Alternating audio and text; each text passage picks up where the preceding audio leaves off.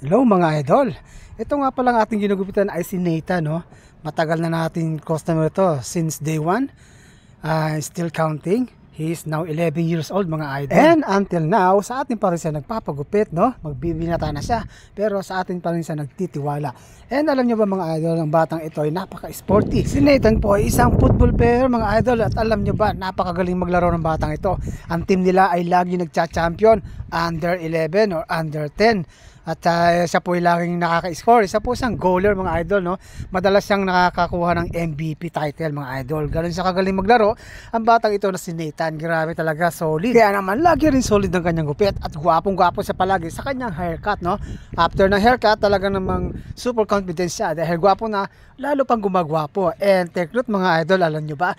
Ang ating customer ay mag-aama. Ang kanyang daddy na si Ken, si Nathan at ang bunso niyang kapatid lalaki na si Nile. Bali, matagal na rin silang suki mga idol, no? Si Nile naman ay, I think he's 5 years old now, no? Tapos si Nile ay 11. Yan, gano'n na natin katagal ka-client ang mga batang ito kasama na ng kanilang daddy. Kaya super thankful tayo sa tiwalang binibigyan nila sa atin. At syempre, kaya naman binabalik natin yung tiwalang binibigyan nila sa atin. Binibigyan natin ng magagandang performance, maayos, malinis at gwapong-gwapong resulta ng gupit. Yan mga idol. Yan ang ating sukli sa kanilang pagiging solid sa atin na client. Kaya dapat ganun tayo magmahal sa mga client natin mga idol, no? Pag nagpagupit sila sa atin, huwag nating mamadaliin, huwag nating apurahin. Kailangan gandahan natin ang gupit. Malinis palagi, gwapo palagi para lagi silang babalik sa ating lahat. And alam nyo ba mga idol, hindi lang ito ang pamilyang ito, ang customer ko na pamilya. Marami tayong mga client na isang buong pamilya. At nana, at tatay, ate, kuya, hanggang sa lolo mga idol. Meron tayong mga ganyang client. Sa next time na gupit natin, bibidyohan ko naman yung ibang pamilya na, isang buong pamilya na nagpapagupit sa atin palagi. Para naman makita nyo yung ibang side story natin, hindi lang sila ang ating ibinibida. Lahat yan, ibibida natin.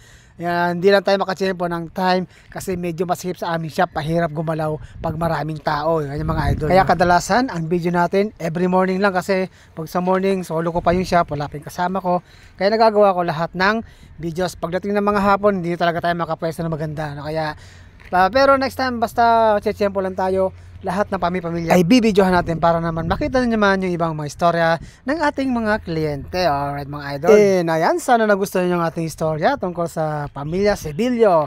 Wala lang, ito muna ang kuya ang binidyohan ko, no? Pero next time bibidyohan natin silang mag-aama para naman buo yung istorya ang gagawin natin para sa kanila, no? Na solid client natin. Marami naman tayo yung solid na pamilya na client natin hanggang sa ngayon. Kaya mahalin natin ating mga client para nakikita nyo naman resulta. Tumatagal sila na hanggang habang panahon. Mahabang panahon, hindi ko sinabing habang panahon, I mean mahabang panahon nag-i-stay sila. So ayan, kita nyo naman 11 years ko nang ginugupitan si Nathan at ang kanyang kapatid naman ay 5 years old. Ganun rin katagal siyempre, no?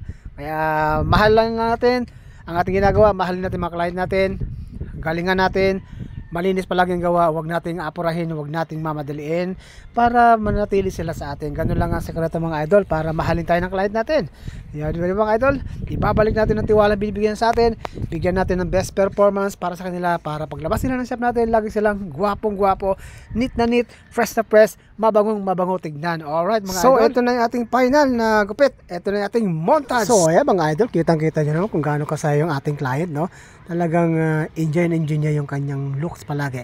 Kaya ganun tayo mga idol, bigyan natin best performance natin para sa mga customers natin, para lagi silang happy pag lumabas sila sa ating mga barbershop. Alright mga idol, maraming salamat sa inyo lahat. See you next time.